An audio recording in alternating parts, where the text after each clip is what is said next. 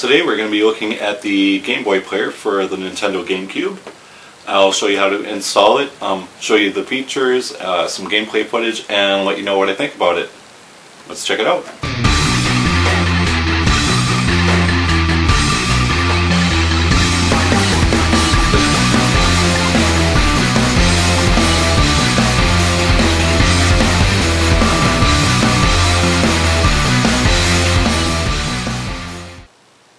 Okay, so here's a look at the packaging. You can see you can play Game Boy games on your television. Seem like you've never seen them before. Seal of quality on the bottom. Let's check out the back. Shows you some screenshots there. Interesting that it's got Golden Sun on there because Golden Sun really doesn't look that great on here for some reason. Unfortunately, I don't have a copy of that game right now to show you, but for whatever reason, like, it just doesn't look that great. Alright, but I will tear this open and then I'll show you how to install it on the GameCube. Okay, and then inside the package you get this. This goes underneath your GameCube. Connector right there. Nice Nintendo logo. Eject button on the side, cartridge slot here. Actually got a spot for a link cable so you can use a Game Boy Advance to control your games. That's a Game Boy player.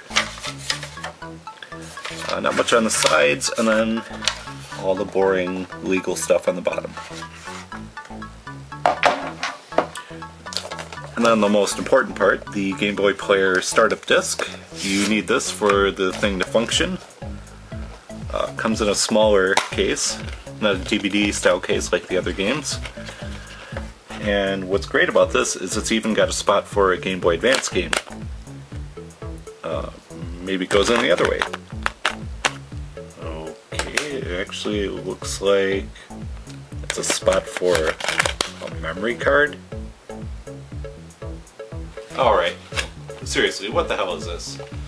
You know, this thing, there's no way to save the disc onto the memory card, and like the settings from the Game Boy player don't get saved to here, and it doesn't even work as like a backup save for your Game Boy Advance game, so why have a spot for a memory card? Why not have a spot for the Game Boy Advance game? Wouldn't that like make a lot more sense? The only thing I can think of is maybe they had these cases for something else and they just never used them, so they threw them in here. I don't know, but it doesn't make any freaking sense.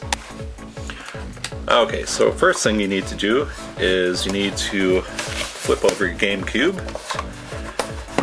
and then take the door for the high-speed port off, like so. Oops. And then you're going to take your base unit here. You're just going to slide it right into place. You can see that fits very, very easily. And then you just need to take like a flathead screwdriver or even a coin to tighten the screw. There's two of them. And what's nice about this is it doesn't require external power like some other accessories for other systems like the Sega CD or 32X. This, you know, draws its power right from the GameCube. And there, it's installed. Now we just have to hook up the GameCube to the TV and we can give this thing a test run. Okay, so we are hooked up to the TV, ready to go. I'm going to put in Castlevania Circle of the Moon. And actually before I start it up, I just want to show you the eject feature real quick. Sends a game flying out of there nicely. Nice that you don't have to lift up the GameCube every time you have to take out a game. You just put that in there like so. Pop in the startup disc. And turn on the cube.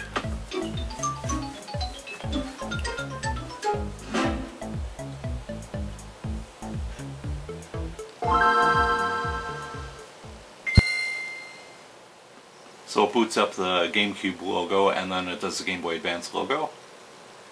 And then you can see it goes right into the game. If you hit the Z button, it is an options menu.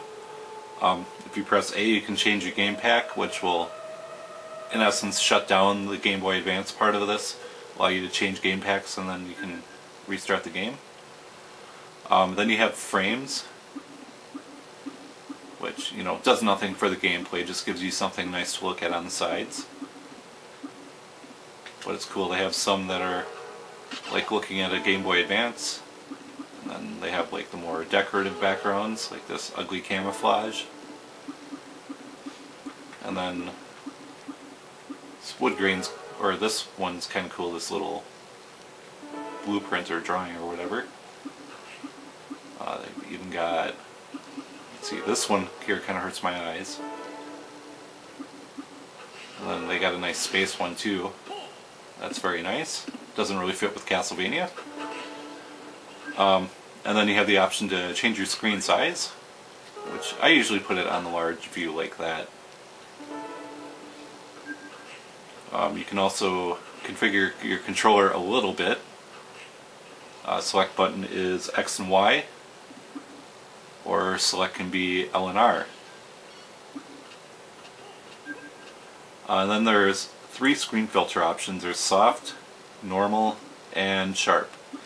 For the most part, I find that sharp is good. Sometimes I go down to normal. And then there is a timer too, I guess, if you want to limit, like if you have a child or something, you want to limit how much time they play. I've never used that feature myself, but there it is.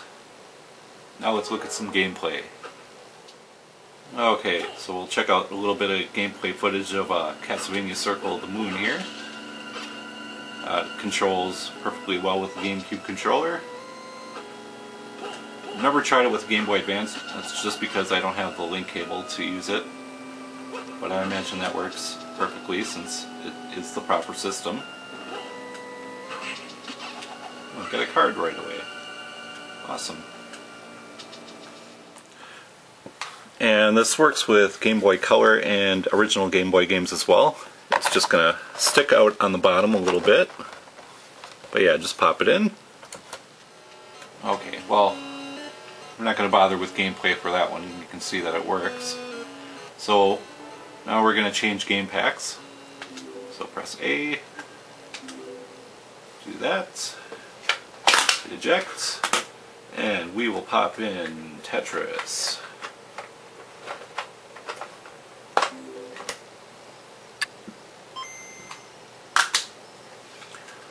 And of course the game starts up right away.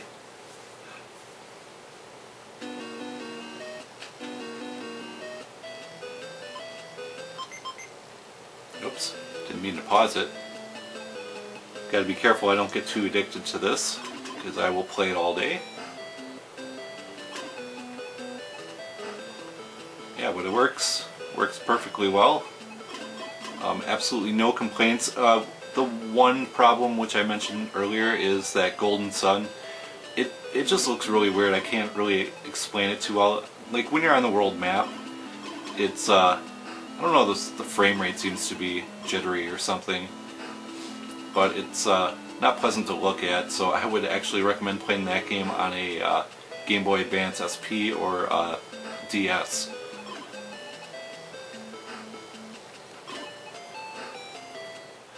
Alright, that is it.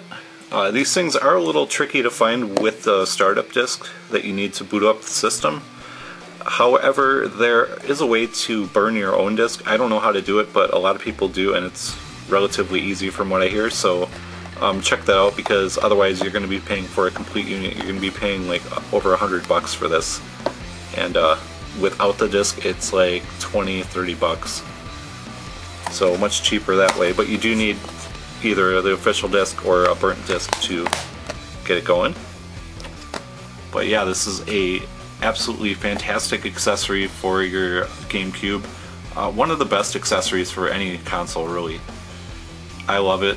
Game Boy Advance is my favorite system, my favorite handheld of all time, so I think it's a great buy and definitely worth it. Thank you for watching. I will see you next time.